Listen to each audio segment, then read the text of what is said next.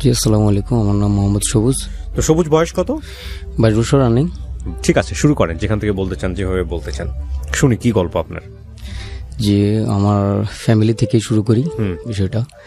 তো আমাদের ফ্যামিলিতে হচ্ছে যে আমার বাবারা 8 ভাই এবং 7 ভাই 1 বোন। আপনার বাবা? জি, 8 ভাই 1 বোন ছিল। তো আগের ফ্যামিলিতে হচ্ছে দাদারা হচ্ছে 2 ফ্যামিলির আর কি। দাদা বিয়ে করছিল 2টা, তো ওখান থেকে বাবা ভাই বোনের সংখ্যা বেশি। জি জি, তো ওই জায়গা থেকে আমার বাবা সেকেন্ড যে বিয়ে করে ওখানে ফার্স্ট। আচ্ছা। তো বাকি আরো যে 7 জন আছে বা ওই সময়ের যে একটা সিচুয়েশন, এগুলো থেকে হয়তো বাবার অপশনে বাবাও নিজের জন্য কিছু করতে পারে নাই, বা এখন আমরা এসে দেখতেছি যে আমাদের জন্য কিছু নাই। তো ওই জায়গায় থেকে বাবা কি করতেন? বাবা এই যে কৃষিকাজ, নিজের অন্যের জমিতে চাষ করতো। বর্গা চাষী? হ্যাঁ, বর্গা চাষী।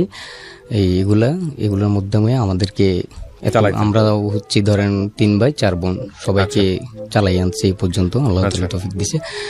তো বাবার অপশন থেকে বাবার যেটা করতে পারেন সেটা আমরা বাবাকে দোষ দিই না। আসলে যেটা হচ্ছে তৌফিকে যেটা নাই সেটা নিয়ে ব্যর্থ হওয়ার কোনো কিছুই নাই। যেখানে তাওয়াক্কাল তো আল্লাহ, এটা মানতে হবে। তো ওখান থেকে ফ্যামিলিটা খুব একটা ওইরকম সিচুয়েশনের মধ্যে, আমার মা বাবা তেমন একটা, মায়ের কোনো স্বপ্ন পূরণ হয় নাই। যাই হোক, অনেক কষ্ট করে আমাদেরকে মানুষ করছেন একটা স্বপ্ন নিয়ে যে আমরা তার একটা শেষ পর্যায়ের একটা সম্বল হব, এই একটা স্বপ্ন নিয়ে। তো আমার মা বাবার, আমরা 3 ভাইয়ের মধ্যে বড় ভাই ঢাকায় আপনার নবীনগরে ওখানে আছে। তো উনি ওখানে ঝালমুড়ি বিক্রি করে আর কি। তো ওখানে থেকে ওই আগে ছিল আপনার গার্মেন্টসে চাকরি করতো, যখন আমরা ছোট থাকতাম আর কি, তখন উনি বিয়ে করে ওই জায়গাতে থেকে যায় আর কি। তো তারপরে বাবা মার প্রথম এই পরিবারের প্রথম একটা আমার ভাই হচ্ছে বড় আর কি। তো উনি ওনার জায়গাতে যে ভুলটা করে গেছেন, আসলে ওনার মতো করে যাক জীবন জড়াই ফেলছে, ওখানে সংসার করতেছে, যতটুকু তৌফিক পারছে দিচ্ছে বা এখনো দিতেছে।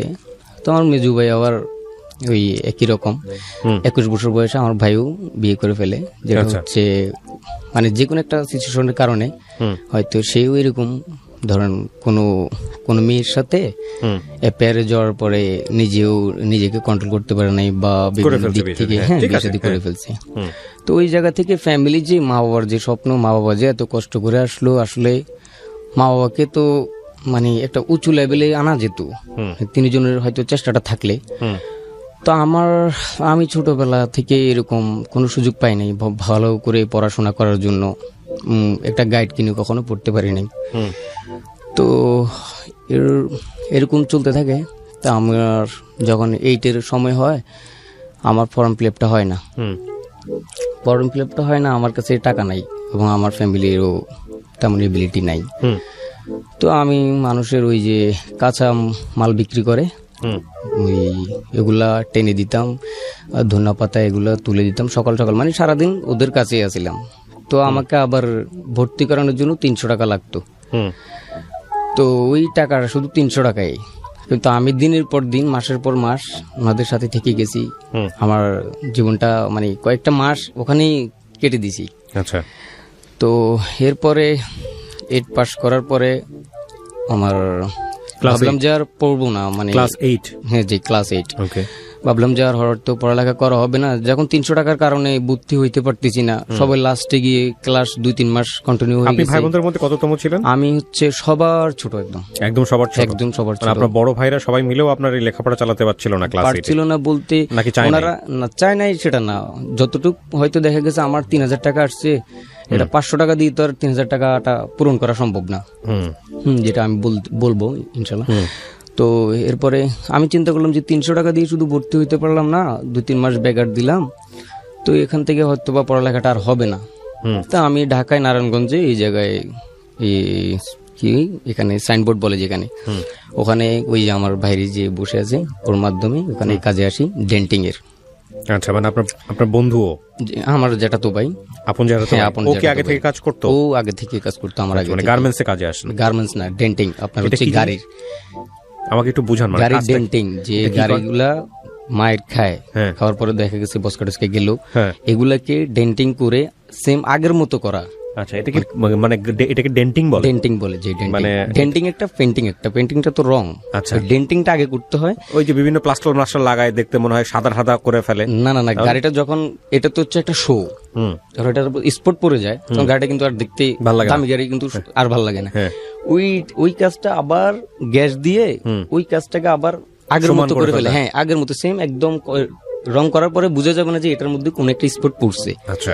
যে ওই ডেন্টিং এর কাজটাই করতাম, বা কোনো বডি একটা পড়ে গেছে ওই মাপে সেম সেম করে বানাই দিত। আচ্ছা, তো তখন ওইখানে আসলেন আপনি ক্লাস 8 এ পড়াশোনা? ক্লাস 8 পড়াশোনা শেষ করে। তো তখন আসার পরে দেখলাম যে আসলে পরিবেশটা তেমন একটা ভালো না। তো এরপর আবার মাথায় চিন্তা ঢুকলো যে আমি অন্তত যে একটা যুগ আসতেছে, আমি তো এসএসসিটা কমপ্লিট করলে হয়তো বা নিজের একটা ইয়ে থাকবে যে আমি পরিবারের হয়তো সর্বোত্তম শিক্ষাটা অর্জন করতে পারছি, আর কেউ কিন্তু এরকম পারে নাই। তো আমি এক মাসের মাথায় আমার মাথায় এটা ঢুকলো যে আসলে আমার পড়ালেখাটা এখনো দরকার। এত মানে আমার তো সময় আছে, হাল ছেড়ে দিচ্ছি কেন? তো আবারও সেই একই রকম নিজের কাজটার মানুষের কাজ করতাম। ধরেন রাজমিস্ত্রির কাজ আছে, তো ওই বয়স থেকেই আসলে ওর ছোটবেলা থেকেই এরকমই। ধরেন আমি 1000 পিস ইট টেনে দিতাম মাত্র 100 টাকার জন্য। 1000 পিস ইট, প্রত্যেকটা ইটের ওয়েট হচ্ছে 2.5 কিলোর উপরে। তো আমার ওই বয়সে এই সিচুয়েশনটা গেছে। তো আমি কখনো নার্ভাস হই নাই, কারণ আমি চাইছি যে চালাই আমার চেষ্টা থাকলে আমি কোনো কিছু নিজের জন্য গড়ে তুলতে পারবো। আমার লক্ষ্য ছিল এটা। তো যাই হোক, তো এরকম করে ক্লাস 9 গেল। ক্লাস তো কোনোদিন প্রাইভেট পড়তে পারি নাই। আসলে যে হুট করে যে এসেই ক্লাস 9 এসে সবকিছু শিখে যাবো, এটা কিন্তু কোনো স্টুডেন্টের কাজ না। মানে শিখে গেছে এরকম কোনো কিছু না। মানে সাইটের থেকে যা লাগে, যেটা আউট নলেজ থেকে মনে করেন শিখতে পারবো, যে জিনিসটা আমি জানি না অন্য যে জানে তার কাছ থেকে গেলেই তো আমি জিনিসটা শিখতে পারবো, যেটা হচ্ছে প্রাইভেটের মাধ্যমে আমরা জিনিসটাকে বিবেচিত করি। তো আমার জীবনে হয়তো সেই জিনিসটা খুবই নাই বললেই চলে। 10 বছর বয়সে আমি হয়তো 6 মাসও প্রাইভেট পড়তে পারিনি। আমি পড়ছি, তবে আমার একটা সময় গিয়ে, যে সময়টা আমার খুব দরকার, আমার পরীক্ষা চলে আসছে, আমি এগুলো কিছুই জানি না। তো আমি ম্যাডামের কাছে গিয়ে বলতাম যে ম্যাডাম আমাকে এই সবটাগুলো, ম্যাডাম বলতো যে আসলে ভুল করছো জীবনে, আরেকটা কয়টা মাস আগে থেকে আসতে। কিন্তু আমার অবস্থানটা যে কোথায়, আমি যে প্রাইভেট পড়বো, হ্যাঁ ঠিক আছে, ম্যাডামরা আমাকে অনেক স্যাক্রিফাইস করছে। তো এই ক্লাস 9-এ এরপরে 9 গেল, এরপরে আসলো 10। এই 10-এ তখন আমার যখন ইয়ে হয়, ওই যেটা নির্বাচন পরীক্ষা, টেস্টটা আমি 5 বিষয়ে খরচ যাই আর কি। তো খরচ যাওয়ার পরে ওখানে খরচ মিলে 7,000 টাকা ফর্ম ফিল আপ সহ আসছে। তো ওই একবার চিন্তা করলাম, মানে পুরা হাল ছেড়েই দিছি যে আমি আর পড়ালেখা করবই না।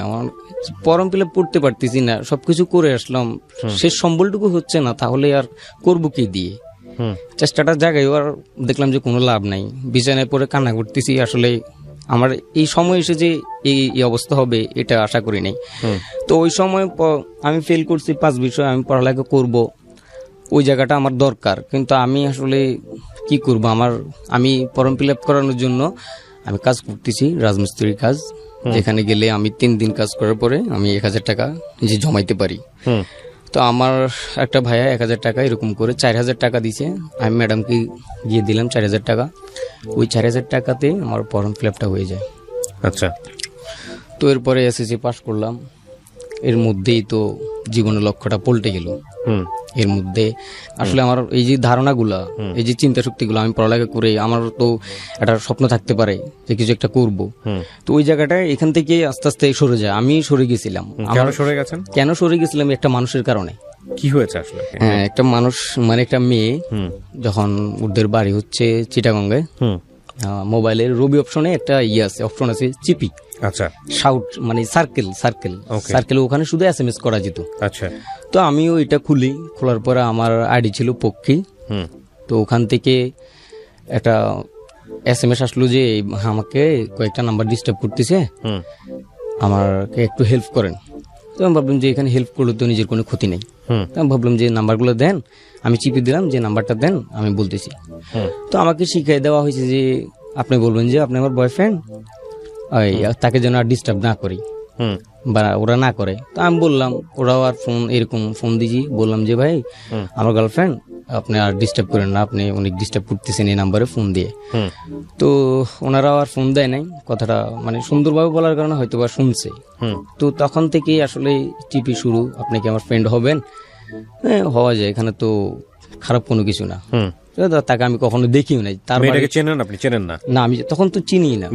মেয়েটাই আপনাকে অফার করতেছে ফ্রেন্ড হওয়ার জন্য? হ্যাঁ। ওকে। তো যাই হোক, দুজনের মধ্যে বন্ডিংটা ভালো ছিল, যেহেতু আমি তাকে একটা হেল্প করলাম। তো সেম আবার একই ঘটনা কয়েকদিন পর আবারও হলো।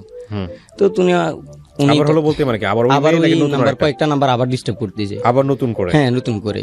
তো আমি তা বললাম যে আসলে এরকম বললেন না, এরকম ওনার ডিস্টার্ব, উনি তো একটা ফ্যামিলির মেয়ে। হুম তো ছেলে বলতেছে যে ভাইয়া আপনি কেন নিষেধ করতেছেন, ও তো আমাদের সাথে কথা বলে, তাহলে আপনি কেন নিষেধ করতেছেন? তাহলে এই জায়গায় আমি থার্ড অপশনে একটা কথা বললেও তো আমি কি মানে হতভম্ব, যে আসলে এদিক থেকে বলতেছে কথা বলতেছে, আপনি কেন নিষেধ করতেছেন, সে বলতেছে যে কথা না বলার জন্য, নিষেধ করার জন্য। তো আমি ওনাকে ফোন দিল, উনি আমাকে ফোন দেয়। হুম ফোন দেওয়ার পরে 6 মিনিট সর্বপ্রথম কথা হয়। তো আমি বললাম যে আসসালামু আলাইকুম, যে এই আপনি যাকে যে বিষয়গুলো বলছেন আমি ওদেরকে বলছি, ওরা বলতেছে নাকি আপনি কথা বলেন, তাহলে এখানে আমি নিষেধ করি কি হবে? হুম আপনি তো কথা বলতেছেন। কয় যে ভাইয়া বিশ্বাস করেন, আমি আসলে কোনো কথা বলি না, এরা আপনাকে মিথ্যা বলছে, যে এগুলা আসলে সত্যি না। হুম তো আসলে এরপরে এরকম যাকে দেখি নাই, 6 মাস 1 বছর যাওয়ার পরে ওই অপশন থেকে আপনার সিপি আসে, যে সিপি কন্টিনিউ চলতেই থাকে। সিপি জিনিসটা কি? সিপি হচ্ছে যে সি ফোক, মানে সেটার মিনিং হচ্ছে শুধু সিপি দিয়ে, সি ফোক দিয়ে আপনি আইডি দিয়ে, মানে স্পেস দিয়ে আইডি, ওর আইডি দিলে এরপর আপনার মেসেজগুলো লিখলে ওর সোজা ওর কাছে চলে যাবে। আর যখন একটা সার্কেলের মধ্যে থাকে শুধু শাউট দেয়, তখন আপনার এই ফেসবুকে যত ফ্রেন্ড আছে, আমি একটা পোস্ট করলে সবাই দেখবে। ওকে। ওইরকম ভাবে সবাই দেখবে না, সরাসরি তার কাছেই যাবে। ওই যে মেসেঞ্জার যেটা আছে, আমি শুধু তার আইডি গিয়ে তাকে নক দিচ্ছি, তার সাথে এসএমএস করতেছি। তো ওইরকম থাকতো আর কি। সিপি জিনিসটা আসলে ওইরকমই, শুধু সিপি দিয়ে তার আইডি দিলে সরাসরি তার কাছে মেসেজ চলে যাবে, মানে সেই ইয়ে করতে পারবে আর কি। তো এখান থেকে একদিন হঠাৎ এরকম কথাবার্তা চলার মধ্যে হঠাৎ করে প্রপোজাল আসে ওর থেকে, যে I love you and miss you. তো আমি ভাবলাম যে হুট করে এটা কি, আপনি এগুলো কি বলতেছেন, দেখেন এগুলো কখনো সম্ভব না। মানে আমার যে জায়গাটা আমি সেটা বুঝতেছি, কারণ আমার জায়গাটা তো আর ওনাকে বোঝানো যাবে না। তো কেন সম্ভব না এই সেই এগুলো দিয়ে আসলে মানে ভুলটা কি আসলে, তখনই প্রথম যে ভুলটা আসলে নিজেও জড়াই যাওয়ার পরে এসএসসি দিলাম। এসএসসি দেওয়ার পরে হয়তো ভাবলাম যে অ্যাডমিশন নিব কলেজে। কত সালের দিকে এটা? এটা হচ্ছে যে 2016-17 বেশ। আমি তখন যে জড়ালেন মেয়েটাকে আপনি চিনতেন না, তবে শুধু না চিনেই আপনি জড়িয়ে গেছেন? মানে কি না ছেড়ে বলতে, ওই যে প্রতিদিন কথা হতো চিপির মাধ্যমে কথা হতো। এই 1 বছর তো এরকম চলে যায়, 1 বছর 2 বছরের মতো। তো এরপরে আসলে ফোনে কথা হতো। ফোনে একদিন হুট করে বললো যে আপনি ফোন দেন, আমি বলবো যে চিপি করি। ওই যে না, আপনি আমাকে ফোন দেন। হয়তো তার বাসায় কেউ ছিল না ওই দিন, 26শে জুন 2017 সালে। তো তখন এরকম ফোন দিয়ে কথা বলতে বলতে আসলে নিজের লিমিটটা ক্রস করে ফেলি। এমনও দিন গেছে যেটা হচ্ছে যে মানে সারাদিন কথা বলার জন্যই পড়ে থাকতাম। আচ্ছা। ওই মানুষটার কখন সময় হবে, সে কখন কল দিবে। ততদিনে আপনি কি জানতে পারছেন ওর সম্পর্কে? তার সম্পর্কে যতটুকু কিছু কি জানতে পারছেন ওই সময়টাতে? না, ওই সময়টা থেকে মনে করেন আমরা যে বলি আপনার ধরেন পরিচিত মানে হতে থাকি, যে আসলে কোন সাইড দিয়ে আপনি বেশি বা এরকম চিপির মাধ্যমে আসলে ও আমার বিষয়গুলো বলি, ওনার বিষয়গুলো আসলে বলে। তো ফোনে যখন কথা হয় আমি তখন বলি যে দেখো এটা তো সম্ভব না, তোমার ফ্যামিলিও কখনো মেনে নিবে না, এটা কোনোদিনও সম্ভবই না। তো বলে যে সম্ভব না কেন সম্ভব না, মানে যে তুমি কি আমাকে বিয়ে করবে না? তখন থেকে তো আমি বললাম যে হ্যাঁ করা যায়, তবে এটা তো ফ্যামিলি দিবে না। তো সে বলে যে ফ্যামিলি না দিলে কি হয়েছে, আমি তো আছি, মানে আমি গেলে কি তুমি বিয়ে করবে না? তো তখন কি আর কোনো অ্যান্সার না হয়ে থাকে, তখন হ্যাঁ বলেই এরকম চলে। এগুলো কয়দিনের মাথায়? এগুলো কয়দিন, 2 বছরের পর আর কি। আচ্ছা, তো 2 বছরে এই যে 2 বছর চিপি করে, চিপিতে পয়েন্ট 2 লাগে বছরে দেখছেন আপনি এর মধ্যে ওকে? না, আমি তাকে দেখিনি। 2 বছর না দেখি এগুলো চলতেছে? হ্যাঁ, 2 বছর না। তারপর সিপি করতে কি লাগে? চিপি করতে আমাদের যে এখানে এমবি লাগে, ওখানে হচ্ছে পয়েন্টস লাগে। হুম পয়েন্টস হচ্ছে যে 50 পয়েন্ট হচ্ছে 1 টাকা মানে 20 পয়সা। হুম 20 পয়েন্ট 1 টাকা 20 পয়সা। 50 পয়েন্ট হচ্ছে আপনার মনে হয় 2.5 টাকা এরকম লাগে আর কি। হুম। তো ওই সম্পূর্ণ পয়েন্টগুলো আমারই। আমার মানে এখান থেকে পয়েন্ট ছাড়া সাথে কথা বলা যায় না? না, সিপিআর করা যায় না। যখন পয়েন্ট শেষ হয়ে যাবে তখন শেষ। প্রত্যেকটা সিপি আপনার আগে ছিল 5 পয়েন্ট। পার্সোনাল নাম্বার দেয়নি 2 বছর আপনাকে? হ্যাঁ, ওর একটা নাম্বার 2 বছর পরে, যখন 1 বছর কন্টিনিউ হওয়ার পরে যখন ফোন দিত, তখন আসলে একটা শর্ত ছিল যে তার, যে আমি ফোন দেওয়া না পর্যন্ত তুমি কখনোই নাম্বারে ফোন দিবা না। তো আমি ওইটাই মেনে চলতে থাকি। তো আমার যে আসলে এসএসসি দিলাম, এরপরে একটা যাক পড়ালেখা নাই করলাম, কিন্তু একটা তো কাজে গিয়ে এস্টাবলিশ হওয়ার আমার একটা সময় চলে গেছে। এই যে 5 বছর 6 বছর গেছে, আমার একটা সময় তো চলে যাচ্ছে। তো মানে এই সময় গিয়ে আমার যখন একটা বয়স হবে, ওই সময় হইতে হইতে আমি একটা কিছু শিখে, একটা কিছু ধরে শক্ত হাতে দাঁড়াইতে পারবো। তখন আমি আবার মহাখালীতে আপনার ওই যে F1 নামের গ্যারেজ আছে, পেট্রোল পাম্পের পশ্চিম পাশে গ্যারেজে আসি। গ্যারেজে আসার পরে এসি ইলেকট্রিক কাজ শেখার জন্য। তো এখানে দেখলাম যে আসলে এসি ইলেকট্রিকও চলতেছে, ইঞ্জিনও চলতেছে, মিক্সার। মানে আপনি কোথাও মানে আপনার কাজ নেই, এসি ইলেকট্রিক কাজ নাই, আপনি যে ইয়ে করবেন ওইরকম কোনো সুযোগ নেই, ইঞ্জিনের কাজটা চলতেছে। তো চলাকালীন এখানে খাওয়ার বিল ছিল 3500 টাকা, 3 বেলা খাওয়ার বিল। আচ্ছা, যেখানে আমার ফর্ম ফিল আপের জন্য 300 টাকার জন্য আমার ইয়ে হয় নাই। আমি ফর্ম ফিল আপ করতে পারতেছি না, 1000 টাকা আমি পড়ালেখা বাদ দিয়ে কাজে করতেছি, ফর্ম ফিল আপের দরকার আমার। তো তখন ওখানে আসার পরে 3500 টাকা শুধু খাওয়ার বিলে থাকতো। আর আপনি যে সারা মাস কিভাবে চলবেন এটার আর কোনো চান্সে নাই। তো আমার ফ্যামিলি যদি 3500 টাকা দিতেই পারতো, তো আমার তো পড়ালেখা করলে তো আমার 3500 টাকা লাগতো না প্রতি মাসে। আমার মাথায় চিন্তা আসলো, 2 মাসের মাথায় এটা চিন্তা আসলো যে আমি যে এটা করতেছি এটা তো আমার ফ্যামিলিকে পুরো মেরে ফেলতেছি। হয়তো হ্যাঁ, আমার একটা জায়গায় গিয়ে 6 মাস গিয়ে বা 2 মাস পরে আমাকে 3000 টাকা দিবে, হ্যাঁ দিত, কিন্তু আমি তাদেরকে, আমার ভাইরা তো নিজেদের নিয়ে বিজি। তো ওই জায়গা থেকে আমার তো ফ্যামিলিকে দেখা দরকার, যে আমি এক হাতে কিছু করলে 2 হাত চালানো সম্ভব ইনশাল্লাহ। এখানে অসম্ভবের কোনো কিছু না। আমার ফ্যামিলি 300 টাকা করে ডেইলি কোনো খাবেই না। মা বাবাকে কিছু দিতে পারলাম, নিজের জন্য কিছু শিখতে পারলাম। তো তখন থেকে এটা বাদ যে চিন্তা করলাম আসলে এটা তো হবে না, যে মানে এভাবে টাকা যাচ্ছে, এটা তো আর হচ্ছে না। তো এই 2 মাস থেকে আমি ওখান থেকে আবার চলে যাই। তো তার স্বপ্নটাও, ওই মানুষটাও আমার সাথে ওই একই জিনিস, যে ছোট কিছু করো, আমার তো বড় কোনো কিছু লাগবে না। মানে ওই আবার একটা মানুষকে পেতে হবে, এই চিন্তা যখন মাথায় আসলো, তখন পড়ালেখাটাও শেষ। যে আমি যখন পড়ালেখা করব, তার হয়তো হুট করে এসে বলবে যে আমার বিয়ে হয়ে যাচ্ছে, এখন আমি কি করব। তো আমি হয়তো বা চিন্তা করবো যে আমি পড়ালেখা করতেছি, আমার বা কিছু করার থাকবে, কখনোই না, কি মানে এটা কোনো কিছু করা যাবে না। তো ওই মানুষটা আমার হবে, আমার মোটামুটি কোনো একটা কিছু করে যেটা টাকাও দিবে, শিখাও যাবে, ওইরকম কাজে মানে খুঁজতে লাগলাম। ওখান থেকে চলে গেলাম। চলে যাওয়ার পরে আপনার ওই আবার আরেকটা বিষয় হচ্ছে যে আমি যখন 5 বিষয় যখন ফেল করি, আমি তাকে বলি যে আসলে আমি তো 5 বিষয় খরচ গেছি। বলে যে মাশাআল্লাহ, ওই উইদাউট খরচ গেছে, সে উইদাউট খরচ গেছে, আমি 5 বিষয় ফেল করি। তো সেই শুনে কোন সময় এটা, এসএসসি না ইন্টারে? এসএসসি, আমি তো আর ইন্টারে ভর্তি হই না। আচ্ছা, এসএসসি তে আপনি 5টা বিষয়ে ফেল করেন? 5টা বিষয় ফেল করি, হ্যাঁ। আচ্ছা, তো তাকে বলার পরে আমার বিষয়ে আমার ভিতরটা আসলে পুরো যাচ্ছে যে ততদিনে কি আপনি মেয়েটা কোথায় থাকে, তার বাড়ি কোথায়, তার সংসার কি, এগুলো কি জানতে পারছেন? এগুলা জানতে পারছি। যেটা জানতে পারছি সেটা পরবর্তীতে জানলাম যে আরো একটা। আচ্ছা, সেগুলো ততদিনে একটা ভুল তথ্য দিছে আপনাকে? ভুল তথ্য। তো তখন সে বললো যে আমি আসলে আমার কষ্ট নিয়ে বলতেছি, আমি 5টা বিষয় ফেল করছি, আর সে বলতেছে মাশাআল্লাহ, মানে তার বিষয়ে সে উদয়ট খরচ গেছে, তার কাছে ভালোই, মানে তার জায়গাটা আমার জায়গাটা একটু ডিস্টেন্সটা বেড়ে গেল। তো আমি আসলে আমি জানি যে আমি যদি চেষ্টা করতাম, আমি ভাই কিরকম পড়ছি জানেন, আমি আমার চাচাতো ভাই পড়তেছে, আমি পাশের টেবিলে বসে রয়েছি। সে যদি অ্যাকাউন্টিং পড়তো, তখন তার যে বাংলা সাবজেক্টটা পড়া শেষ হইতো, আমি তখন গিয়ে ওই সুযোগটা পেতাম, তখন গিয়ে আমি আমার বাংলাটা পড়তাম। আবার সে যখন অ্যাকাউন্টিং শেষ করে মনে করেন যে আপনার ব্যবসা উদ্যোগ বা অন্য কোনো বিষয় নিত, আমি তখন আবার অ্যাকাউন্টিং এর গাইডটা পেতাম।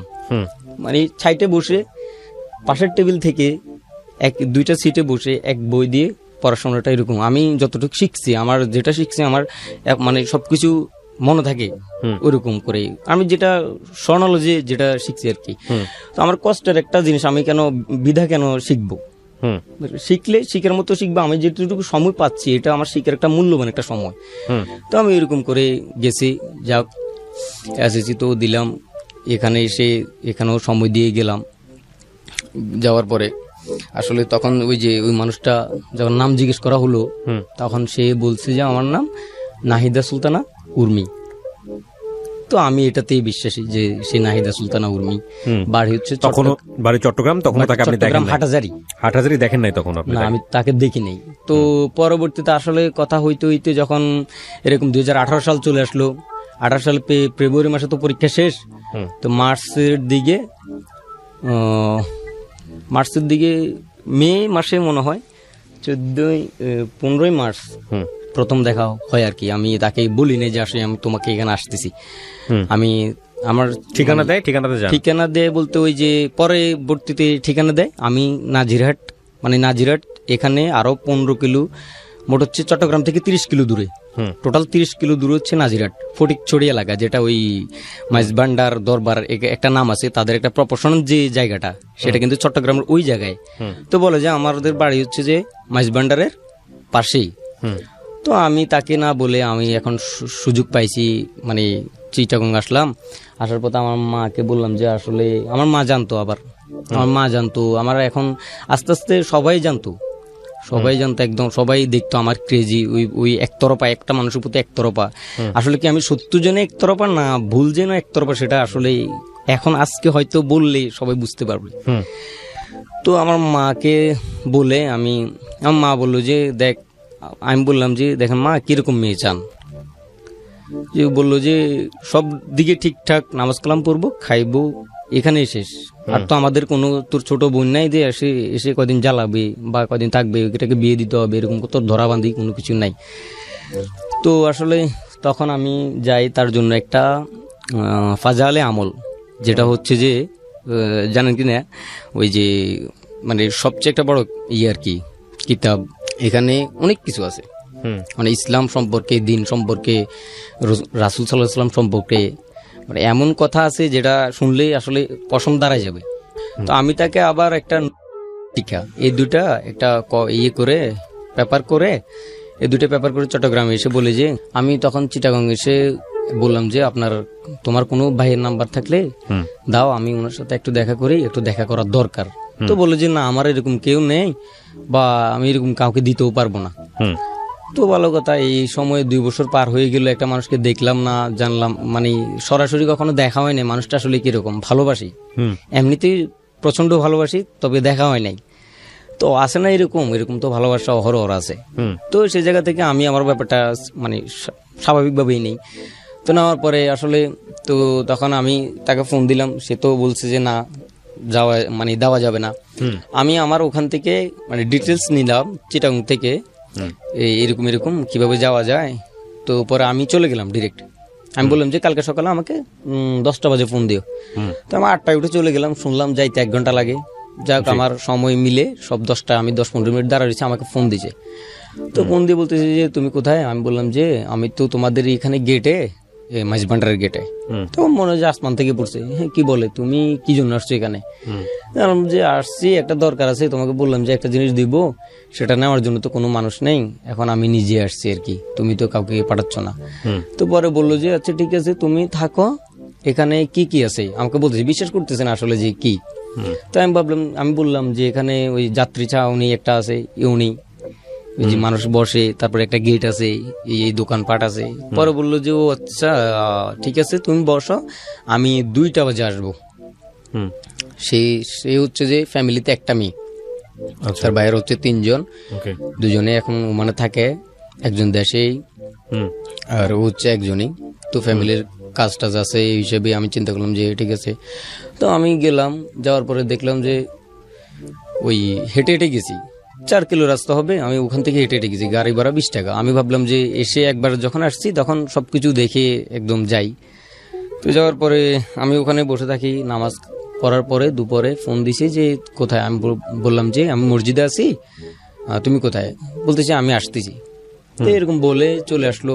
হুট করে বলে যে আমি একটা রেস্টুরেন্টের সামনে দাঁড়াই, পরে বলো যে তুমি কই? আমি হেডফোন কানে দেওয়া আমার একটা ছোট মোবাইল ছিল, যেটা নোকিয়া, ওই নোকিয়ার মধ্যে ছোট একগুলা মোবাইল আছে এগুলা।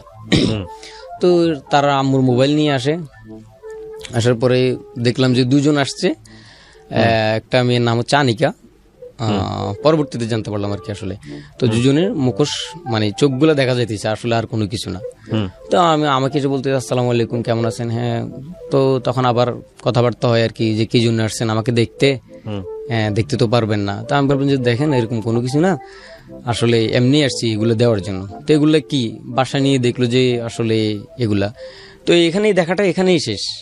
এই প্রথম দেখলেন আপনি? এই প্রথম দেখলাম। তখন আমি যখন দেখতে যাই, আমি আল্লাহ তাআলার কাছে একটা দোয়া করি যে আল্লাহ, আমি যাকে ভালো না দেখে ভালোবাসি ফেলছি, সে তার যদি একটা হাত না থাকে বা একটা পা না থাকে বা কোনো সমস্যা হয়, আমার ভিতরে যেন কোনো রকমের উল্টা কোনো চিন্তা না আসে, আমি যেন তাকে ভালোবেসে যেতে পারি। কারণ এখানে একটা তার ভিতরে একটা ভুল জন্ম নিবে এবং মনে করেন যে আমার বিশ্বাসটাও মানে বিশ্বাস জিনিসটা হারাই ফেলবে, যে আসলে দেখার পরে মানুষ সুন্দর না হলে মানুষ চলে যায়, এরকম বহুত গল্প আছে।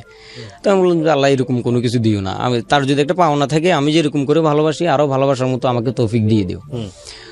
তো আমি আবার বাসে উঠে চিন্তিত করে গেছি, বাসে করে আসতেছি। আসার পথে ফোন দিল যে আসলে তোমাকে আমি আজকে থেকে আরো অনেক বেশি ভালোবাসি।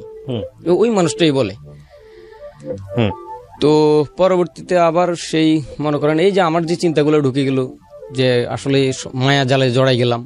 তো আমি তখন তাকে বলি বারবার, আমি মানে কয়েক হাজার বার তাকে একটা রিকোয়েস্টেড করে বলি, আমার কান্না চোখ মুখ নিয়েও আমি বলি যে দেখো, তুমি একটা মানুষকে সমুদ্রের উপরে নিতে পারবা না, এখানে কুলে না করে দাও, কিন্তু মাঝপথে নিয়ে তাকে আটকাই দিও না।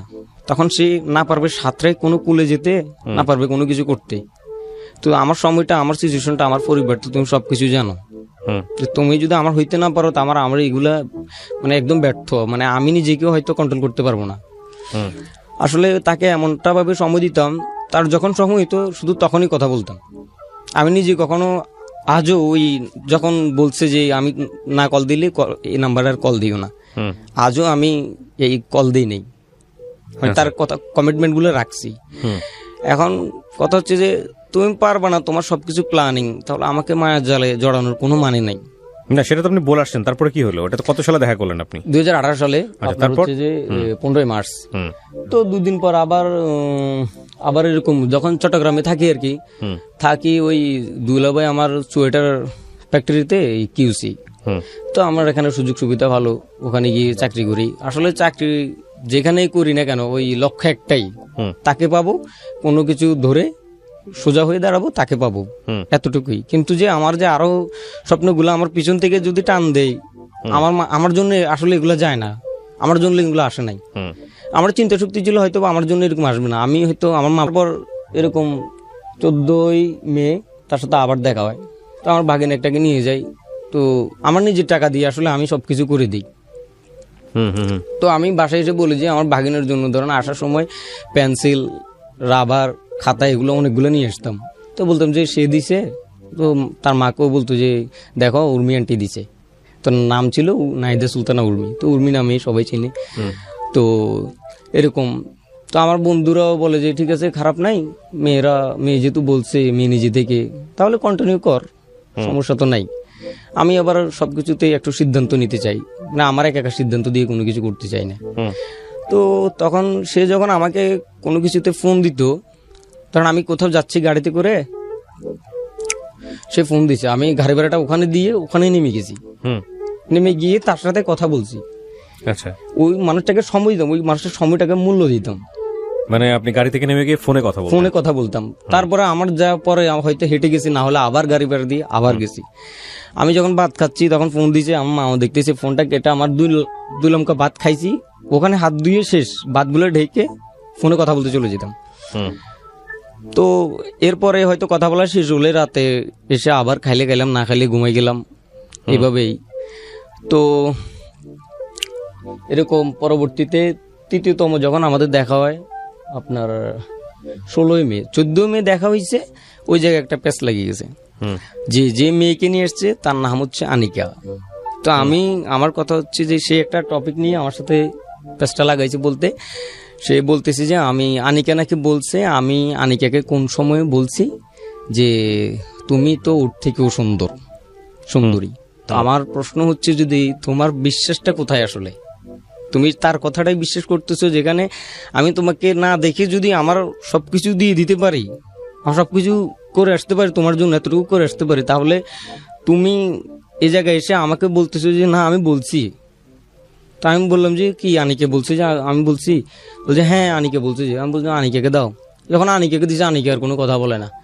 তাহলে ওই জায়গায় আমার হয়তো হ্যাঁ আমি মানে মানুষ হয়তো বা ভুলেও যেতে পারে যে আমি বলছি। আমার জায়গাটা তখন আরেকটু শক্ত হলো যখন সে বলতেছে না, কোনো কিছু বলতেছে না। যদি সত্যি হতো তাহলে ওই মানুষটা তো টকিং করতো যে হ্যাঁ আপনি বলছেন আমাকে এরকম একটা কথা, আপনি বলছেন, এখন কেন বলতেছেন, বলেন নাই। তো তখন ওই মানুষটা হ্যাঁ যেটা স্বাভাবিক সবার বেলায় হওয়ার দরকার, সে আসলে নামাজ কালাম পড়ে নামাজের বিছানায় কান্না করতেছে যে আল্লাহ ওই মানুষটার সাথে যেন আমার কখনো মিল না হয়, কান্না করতেছি। তো তখন পরে আমাকে বললো যে আচ্ছা তুমি আসো, আমি 16 তারিখে আবার যাই। যাওয়ার পরে আসলে কোনো মতে তাকে বুঝাতে পারতেছি না যে আসলে আমি এটা কেন বলবো, আর তোমার বিশ্বাসের জায়গাটা কোথায়, এগুলো নিয়ে তো আসলে তর্ক করতে পারতেছি না। মানুষটা আমাকে সবসময় ইমোশনালি ব্ল্যাকমেইল করতো। তো তখন বলতেছি, আমি বললাম যে এখন তুমি কি করলে বিশ্বাস করবা যে আসলে আমি তোমাকে এই কথাটা বলি নাই? এই কথাটা আমার কথা হচ্ছে কেনই বা বলবো? আমি হ্যাঁ বললে কষ্ট লাগার কথা আমারও। আমি যাকে এত কিছু করে আসলাম, সে যদি বলে যে আমি তার কথা বিশ্বাস করে, আমার কথা কোনো বিশ্বাসে নাই, যে আমি কেনই বা বললাম তাকে, তার থেকে সুন্দর লাগতেছে ওই মানুষটাকে। তো বলতেছে ওই তারা একটু চট্টগ্রাম ওই ছেটের মানুষগুলো আসলে ওই মাজার যেটা আছে দরবার, ওটাকে ওরা বিশ্বাস করে একটু বেশি, যেটা আমাদের সাইটে খুব একটা কম। তো ওই চিটাগঙ্গে ওই 12 আউলিয়ার দেশ বলা হয় এই কারণেই, মানুষরা আসলে বেশি 12 আউলিয়া বেশি এবং মানুষের এটাতে আসক্ত বেশি। তো সে বলতেছে এটা ধরে বলো, তো একটা ওরা বাবা বলে যে এটার মানে এটা দেওয়ালটা ধরে বলো। তা আমি বললাম, তাও সে বিশ্বাস করে না যে আমি তাকে এই কথাটা বলছি, মানে বলছি। শেষমেশ সে বললো কি কোরআন ধরে আমি তাকে বলতে হবে। কোরআন ধরে কি বলতে হবে? যে আমি আসলে এই কথাটা বলি নাই। তো আমার কথা হচ্ছে যে আমি যদি কোনো মতে বুঝতে পারতেছি না, এটা আমার কোনো ব্যর্থতা না। আর ব্যর্থতা হবে তখন যখন আমি হয়তো বা এখন না ধরে চলে যাব, আমার সত্যটা নিয়ে যখন আমি না ধরে চলে যাব, তখন সেই মনে করবো যে আসলে ঠিক আছে, এখন কোরআনের কথা বলছি, সে এখন ধরতেছে না, এখন চলে গেছে। আমার কথা আমি তো অনেস্ট আছি, আমি তো এটা বলি নেই, তাহলে আমি ধরলে তো আমার কোনো সমস্যা নেই। আমার জায়গাটা এটাই দাঁড়াই গেল। পরে আমি ওখানে গিয়ে একটা ছিল তাদের দরগাতে ঢুকে আমি বললাম যে আচ্ছা ঠিক আছে, দেখো কোরআন নিছি, আমি বলছি যে আমি আনিকাকে এই ধরনের কোনো কথা বলি নেই। তখন আমার কথা হচ্ছে যে আমি বলবো আর এখান থেকে চলে যাব, তার সাথে হয়তো বা কোনোদিন আর কোনো কথা হবে না, কারণ বিশ্বাসের জায়গাটা তো এখানেই শেষ। যে আমাকে যেটার পিছনে গোটা দুনিয়া সৃষ্টি, সেই গ্রন্থটাকে সে আমাকে ধরাই মানে বলতেই হয়েছে আমাকে, যে আমি তাকে এই কথাটা বলি নেই, সেটা আমাকে বলতে হয়েছে। তো এটা কোনো সাধারণ মানুষ করবে কিনা আমি জানি না, মানে এই চিন্তা থেকে যে করবে আমি জানি না। সেটা আসলে আমার ভুলগুলো আমি ধাক্কা খাওয়ার পরও আমি আবার অপেক্ষা করতেছি। তো তখন আমাকে ধরে বলছে না কোথায় যাচ্ছ, ঠিক আছে তুমি বলো না, এখন এসে বিশ্বাস করতেছে। তো এখন এসে আমাকে ধরে বলতেছে আচ্ছা ঠিক আছে যাও, তুমি আমার রাগ করতেছো কেন, এই সেই মানে ইমোশনাল ব্ল্যাকমেইল করতো। আসলে পরে এরকম কথা বলতে তো সমস্যা, আমার ফোন তো পরে আমাকে বললো যে আমার তো এরকম সমস্যা, এখন আমি কি করব। তখন আমার কাছে একটা ফোন ছিল যেটা নোকিয়া, সেটা শুধু হেডফোন দিয়ে কথা বলা যেত, মানে এমনি স্পিকার নাই। তো একটা হেডফোন একটা মোবাইল আমি তাকে দিয়ে একটা সিম দিয়ে আমি চলে আসি। তো সিম এটা হারাই ফেলে, সিম এটা যাইতে হারাই ফেলে কোন দিকে, মোবাইল এটা নেয়, এটা দিয়ে কথা বলার পরে ধরেন আমার তো আর আসলে আমার স্বপ্নগুলো তো ওই যে এদিকে টেনে নিয়ে আসছি, দুটা জিনিস একসাথে হয়ে গেল, আমি তাকেও চাই, নিজে কিছু করবো এটাও চাই। আসলে যে আমার ব্যাকগ্রাউন্ডের যে অবস্থা সেটার দিকে একবারও তাকাই নাই, আমি এতটাই স্বার্থপর হয়ে গেছি। তখন যখন আমি আজকে এখানে আসছি, আমার কোন জায়গাটায় ক্ষতি হচ্ছে সেটা আমি একমাত্র বলতে পারি। আমাদের সিচুয়েশনগুলো এরকম, ধরেন ভাইয়া হাত দিয়ে বাদ দিয়ে এরকম, মানে এর থেকে বেশি কিছু না। হুম আমরা ফ্যামিলিটা চলতেছে আল্লাহর রহমতে এরকম করে। তো আমার বাবা মা লোন করে ঘর টর করলো, এগুলো লোন আছে, তো তারা একটা সময় এখন এসে গেছে যে কাজটা হয়তো করতে পারতেছে না। তা আমরা সুস্থ সম্বল, হাতে পায়ে সবকিছুতে রক্ত মাংসে ঘোড়া মানুষ, তাহলে আমি আমার জায়গাটা আমার বাপের এই দেনাগুলা পরিশোধ করার জন্য আমি একটা লক্ষ্য নিলাম যে আমি আমার বাপের দেনাগুলা পরিশোধ করে দিই। তো ইনশাল্লাহ এই বছরে সবকিছু শেষ হয়ে যাবে ইনশাল্লাহ। আরো 15-16টার মতো আছে। তো তারপরে ওই জায়গা থেকে হয়তো আমার তাদের জন্য শুধু যে লোন টানবো এটা কিন্তু না, লোন হলে বাজার কই, বাদ বাকি আদার্স আরগুলো কই। তো ওই টাকাটা আমি আসলে নিজের জন্য কখনো কোনো কিছু করতেই পারি নাই। ওই মানুষটার পিছনে সবকিছু বিসর্জন দিতে লাগলাম না। আমার ফোন, আমার সম্পূর্ণ টাকার যতক্ষণ কথা বলি সম্পূর্ণ এগুলো আমার, যে সে যে সার্কেল চালায় সেই জিনিসটা আমার টাকার কেনা পয়েন্ট। তার সাথে যে কথা বলি সেই মিনিটটাও আমার, টাকাটাও আমার, ফোনটাও আমার, সিমটাও আমার। তো এরকম আমাদের সম্পর্কটা আসলে 3 বছরের মতো ঠিকঠাক। তার শর্ত আছে যে সে আমাকে চায়, আমার শর্ত আমি তাকে চাই। জীবন ব্যবস্থাতে যেটা যে লাগবে, আমার যে একটা ক্যারিয়ার লাগবে, আমার জায়গা থেকে আমার সময় ছিল, আমি সময়গুলোকে এদিকে ফাস্ট করে দিই। আমার ক্যারিয়ারটা পুরো হ্যাম্পার। ওই মানুষটা আসলে যখন নক দিত তাকে তখনই সাড়া দিতাম। আমার কি চাকরি আছে না নাই আমি এটা চিন্তা করতাম না। আমি যখন আমার দুলাভাইয়ের এখানে চাকরি করি, ফোন আসা মারতো আমি টয়লেটে, হ্যাঁ 3-4 মিনিট কথা বলে রেখে দিতাম, পরে বাসায় গিয়ে কথা বলতাম, কিন্তু তৎক্ষণাৎ তাকে সাড়া দিতাম। তার ফোন সর্বোচ্চ আমার ফোনে 2 সেকেন্ড বাজতো, এবং আপনি আমার ফোনে সর্বোচ্চ 2 সেকেন্ড বাজতো। মানে সারাদিন শুধু ফোন নিয়ে দেখতেন যে কখন ফোন দেয়। আর ফোনটা আমার এখানে রিং হতো শুধু 2 সেকেন্ড, সাথে সাথে কেটে সাথে কল ব্যাক। আপনি ধরতেন না কখনো? মানে আপনি দিতেন না কখনো? আমি দিতাম। আপনি নিজে থেকে ফোন দিতেন নাকি সে দিলে? না, সে দিলেই সাথে সাথে রিং হতো 2 সেকেন্ড সর্বোচ্চ। তো আমি সাথে সাথে কেটে আবার সাথে সাথে ব্যাক, তখন ব্যাক করে কথা বলতাম নিজের এগুলো দিয়ে। হ্যাঁ ভাইয়া, তো এখানে সম্পূর্ণ সময় তার পিছনে ব্যয় করে ফেলি। আসলে যে আমার যে এতগুলো বছর যাচ্ছে, সময় চলে যাচ্ছে, নিজের জন্য কিছু করতে পারছি, এটা কখনোই চিন্তা করিনি। তো চিন্তা না করে তার পিছনে সবকিছু দিতে থাকি। আসলে দেওয়ার পরে আমি আমার তো এখন সম্পূর্ণ ইয়েটা হচ্ছে আপনার ওই ফোনটা নষ্ট হয়ে যায়, কথা বলতে পারে না। তো তখন আমি আবার একটা নোকিয়া মোবাইল আরেকটা নেই, এটা বড়, একটু উঠতে, এটার থেকে একটু বড়। তো এটা দিয়ে চলতেছে না। তখন এরকম দেখা করতে আসার পরে আমি তাকে তার ব্যাগের ভিতরে তারটা নিয়ে চুরি করে ওইটা আমারটা দিয়ে আমি চলে আসতেছি। তো পরে বুঝে ফেলছে যে আসলে তুমি এটা কি করতেছো, মোবাইল চুরি করতে চাচ্ছিলেন আপনি? মানে আমি ওর নষ্টটা নিয়ে আমার ভালোটা ওর ব্যাগে ঢুকে দিয়ে, মানে চেনটা মারার সময় খেয়াল করছে যে আসলে তুমি ব্যাগে কি করছো। বলে ব্যাগ খুলে দেখে যে মা ফোন তো আমারটা নাই, ওরটা আমার কাছে, আমারটা তার কাছে। পরে কি বল, তুমি কিভাবে চলবা? আমি চলতে পারবো, সমস্যা নাই, কিন্তু তোমার তো আসলে কথা না বললে যে একটা সমস্যা হবে সেটা হচ্ছে বড়। তো বড় যে আমি নিতে পারবো না, আমার ফোন লাগবে না। তো সেই বুঝে বাজে। এটা কি করতো তখন? পড়াশোনা করতো? সে আমার সাথে একই ব্যাচে আমি পাস করছি। আমি হচ্ছে যে ওই যে সে বললো মাশাআল্লাহ তুমি পাস বিষয়ে খরচ গেছো, আর সে উইদাউট পাস। তো আমার রেজাল্ট দিছে, আমি যখন মহাখালীতে এখানে আসি, রেজাল্ট দেওয়াতে আমি তাকে, আমাকে ফোন দেয়, তখন আমি আমার রেজাল্টটা পেয়ে আমার চোখের জল আর ধরে রাখতে পারি। মানে আপনি কি পাস করছেন না ফেল করছেন? আমি পাস করছি। পাস বিষয়ে ক্রস যাওয়া মানেটা কি আমি বুঝলাম না। ওই যে আমার মডেল টেস্ট হয় স্কুলে, ফাইনাল পরীক্ষার আগে যে একটা এক্সাম নেওয়া হয়, তাদেরকে নিবে, যে সম্পূর্ণ বিষয় যারা পাস করবে তাদেরকে আসলে নেওয়া হবে। 5 বিষয়ের বিষয়টা কি? 5 বিষয়ে আমি মানে পাস করি নাই। আপনি এসএসসি তে পাস করছেন? এসএসসি তে পাস করছি, মানে মডেল টেস্ট যেটা ছিল ওইটাতে 5 বিষয় ফেল করছি। ওকে। তো তখন এটার সাথেই পাস করছেন? হ্যাঁ, একই বেচে পাস করছি। তখন আমি তাকে আবার ওই পরীক্ষার সময় এইটা পড়ো, যে এটা পড়ো, আবার নিজেদের মধ্যে প্রশ্ন নিতাম। যে আমি ছিলাম অ্যাকাউন্টিং এর, সে ছিল আপনার এই আর্টস এর। তো গ্রুপিং বিষয়গুলো শুধু অন্য, তো আর বাদ বাকি বিষয়গুলো তো সবকিছু ঠিক আছে।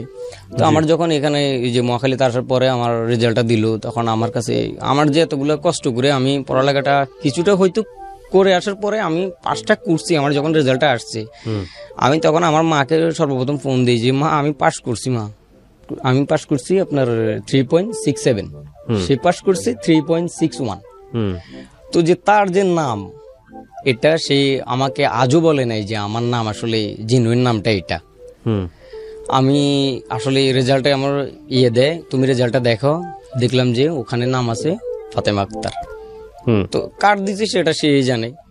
আমাকে বলছে আমার বান্ধবীর রেজাল্টটা দেখো, আমি রেজাল্টটা দেখে তাকে SMS করে আবার পাঠাইছি। সে বলছে যে সে আবার পাস করছে কোন পয়েন্টে, 3.61।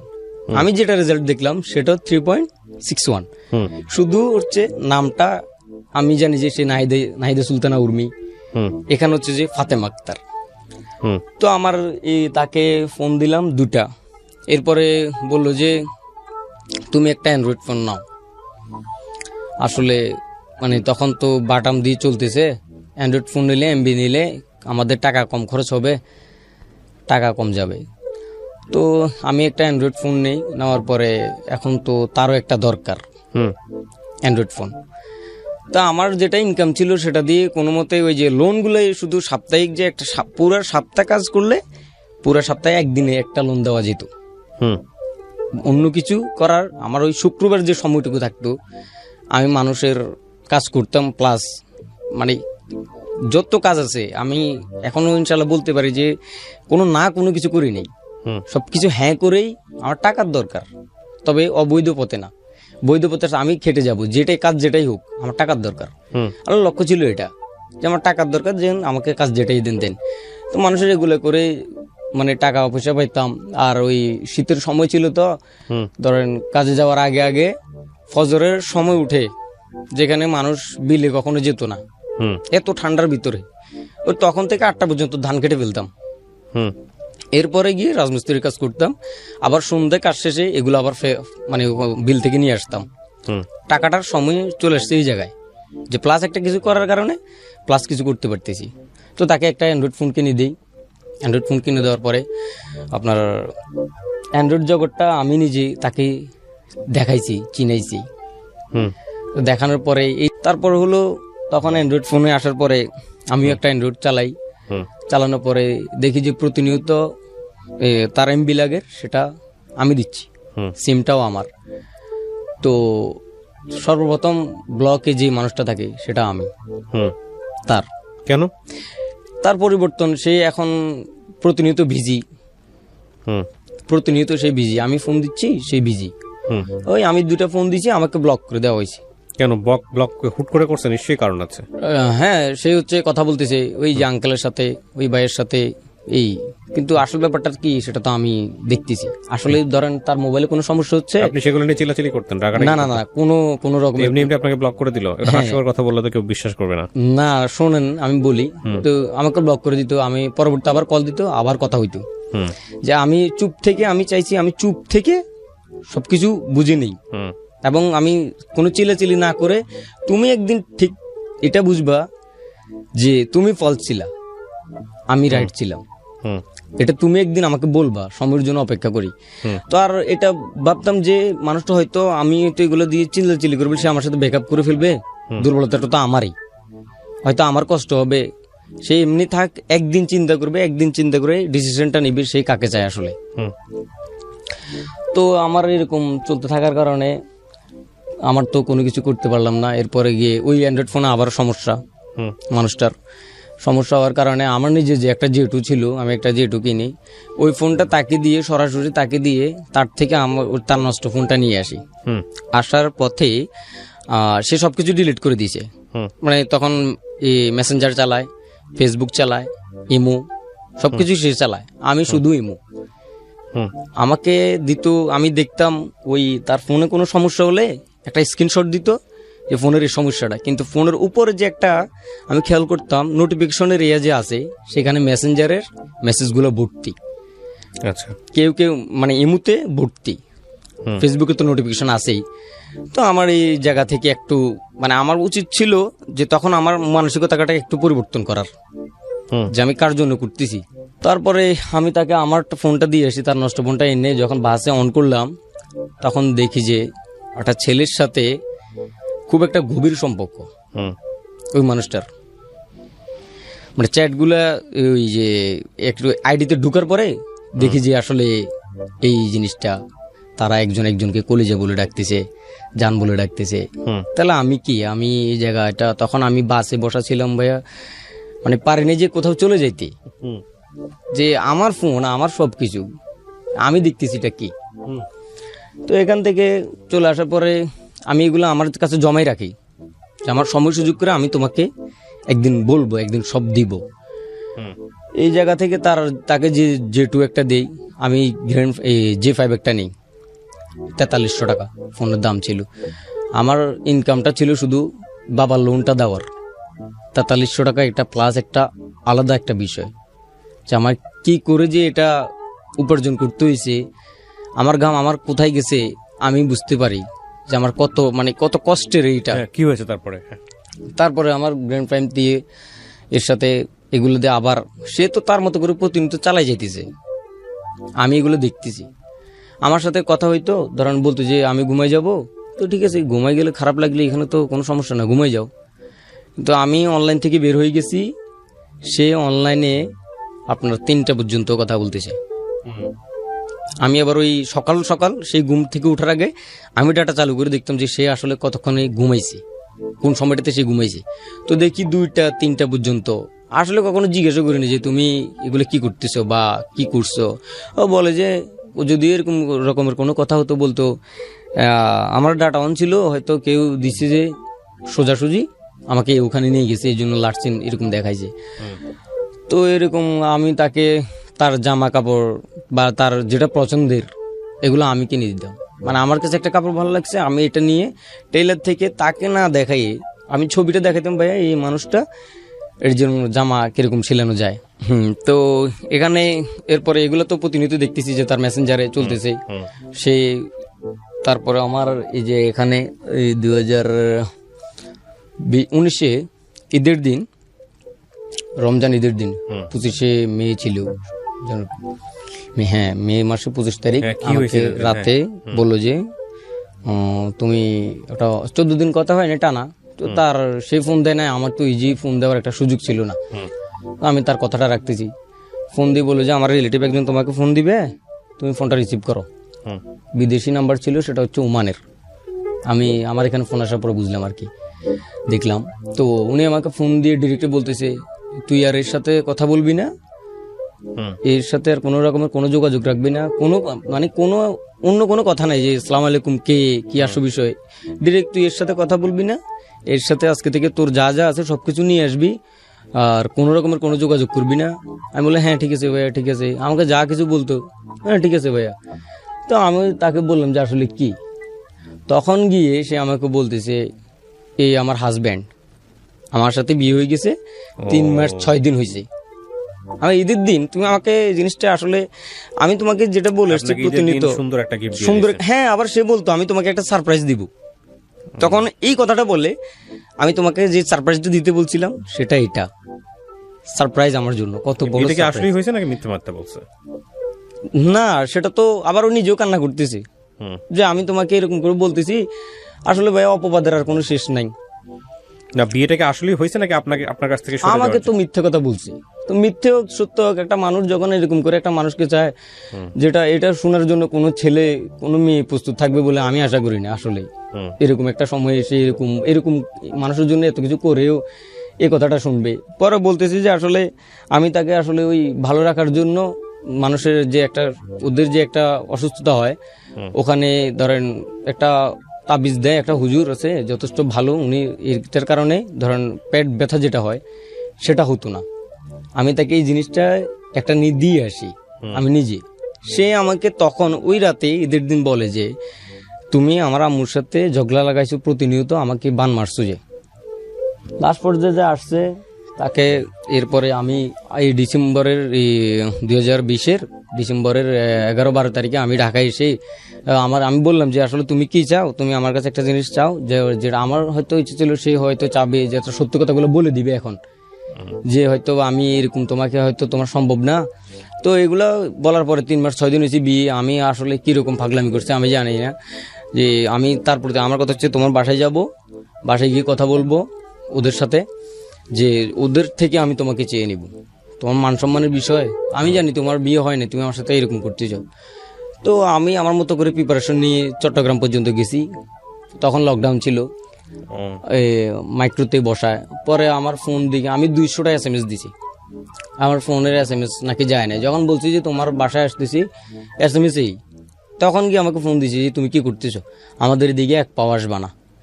তো আবার আমাকে ইমোশনালি সুন্দর মতো কথা বলছে, আমি তো পটে গেছি, বুঝে বাজে বাড়িতে পাঠাই দিয়েছি। তো আমার সাথে তার সাথে 28 দিন সর্বোচ্চ কথা হয় নাই। এমনিতে প্রতিদিনই কথা হইতো, 2 দিন পরে কথা হইতো, বা বলতো যে আমি 5 মিনিট পরে ফোন দিতেছি, 5 মিনিট যে কোন দিন হয়েছে, 2 দিন পরে হয়েছে। আমি আসলে জিজ্ঞেস করিনি যে আসলে তোমাকে ভালো রাখতে চাইছি, একটা জায়গা থেকে শুধু ভালো রাখতে চাইছি, যে জিজ্ঞেস করবো তোমার এগুলো শুনবো, কোনো ফায়দা নেই, এগুলো শুনে কি হবে।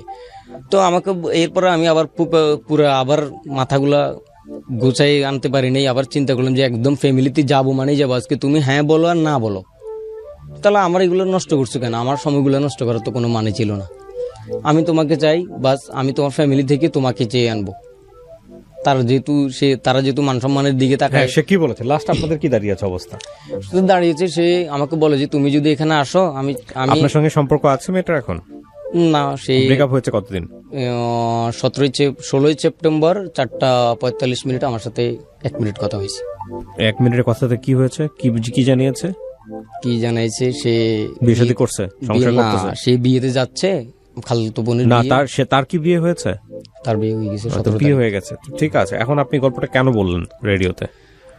আমি বলতে চাচ্ছি যে আমার যে ক্যারিয়ার এখন, যে আমি এখন বুঝতেছি যে আমার তো কিচ্ছু নাই।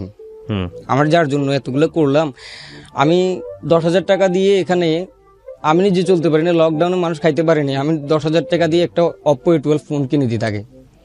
এই সম্পর্ক থেকে আপনার শিক্ষাটা কি, যেটা আপনি মানুষকে বলতে চান? শিক্ষাটা হচ্ছে কারো জন্য আসলে নিজেকে ব্লিন করে দিতে নাই, নিজের জন্য কোনো কিছু, নিজের জন্য ন্যূনতম হলেও কিছু একটা রাখুক, যে সে হোঁচট দিলে আমি হয়তো এটা নিয়ে বেঁচে থাকতে পারবো, আমি দাঁড়ায় থাকতে পারবো। মানুষ জীবনটাকে নষ্ট না করে দিক, মানুষ বুঝতে মানে জীবনটাকে সুস্থ হতে দেখলে আল্লাহ তাআলার একটা বড় নিয়ামত, যে আমি সুস্থ মতো দেখলে সবকিছু, যে আল্লাহর উপর ভরসা, এটা আল্লাহর ইশারা ছাড়া একটা পাতা লড়ে না, সেখানে এগুলো হওয়াটা স্বাভাবিক। তা আমি কেন মেনে নিতে পারবো না? মেনে নেই মানুষ, মানে ভুল পথে পা না বাড়াক, আমার মতো করে 7টা বছর 6টা বছর একটা জায়গায় না খাটিয়ে ক্যারিয়ারটাকে একটু ফোকাস দেখ। বাবা মার স্বপ্ন তো আছে, তাদেরকে টেনে তুলে উপরে সম্পূর্ণ উঠাতে না পারলো তাদের হালটা ধরে রাখুক। এখান থেকে সুইসাইড করে ফেললাম, মরে গেলাম, এটা কি সমাপ্তি? এটাই কি শেষ? মানে কষ্ট কি এখানে শেষ? এটা তো নয়। বেঁচে থাকতে আপনার রিয়েলাইজেশন একদম পারফেক্ট আছে। আপনি যে সম্পর্কটা নিয়ে তাকে যে দোষগুলো দিয়েছেন বা দেবার চেষ্টা করেছেন, সেটা নিয়ে আমি কোনো মন্তব্য করতে চাই না, তবে বিষয়টা একপাক্ষিক। মেয়েটাকে যদি আজকে সামনে আনা যেত, তাহলে মেয়েটা আপনার সম্পর্কে 1000টা দোষ বলতে পারতো। বরং 2 জায়গা থেকেই আমি যদি বলি, এই একটা কথা আছে ডিস্টেন্স রিলেশনশিপ, মানে আপনারা স্বাভাবিকভাবে যখন একটা সম্পর্কের মধ্যে জড়ান, সামনাসামনি থাকার যেই ইমোশনটা হয়, এটা যদি যখন ডিস্টেন্স বেড়ে যায়, দূরত্ব বাড়ে, ওই সময় লাভটা কিন্তু কয়েকশো গুণ বেশি থাকে, মানে ইমোশনটা অনেক বেশি থাকে। এই ডিস্টেন্স রিলেশনশিপে অনেক সময় ভোকাল শুনে প্রেমে পড়ে যায় বা অন্য কোনো বিষয় শুনে প্রেমে পড়ে যায়, এবং ওই যে ইমোশনটা খুব মারাত্মক রকমের হয়। তো ওর ক্ষেত্রেও সেটাই হয়েছে। ডিস্টেন্স রিলেশনশিপ আর প্র্যাকটিক্যাল লাইফ, এই দুটোর মধ্যে মারাত্মক পার্থক্য। ম্যাক্সিমাম ক্ষেত্রে দেখা যায় যে ডিস্টেন্স রিলেশনশিপ যখন প্র্যাকটিক্যাল লাইফে আসে, তখন চিন্তা ভাবনার জায়গাতে অনেক বড় একটা গরমিল পাওয়া যায়। এগুলো নিয়ে আমরা বহুবার কথা বলেছি। এটা আসলে একটা মার্জিনাল ক্লাস পিপলের স্টোরি, এটা আপনি বলতে পারেন, বাট এটা আমাদের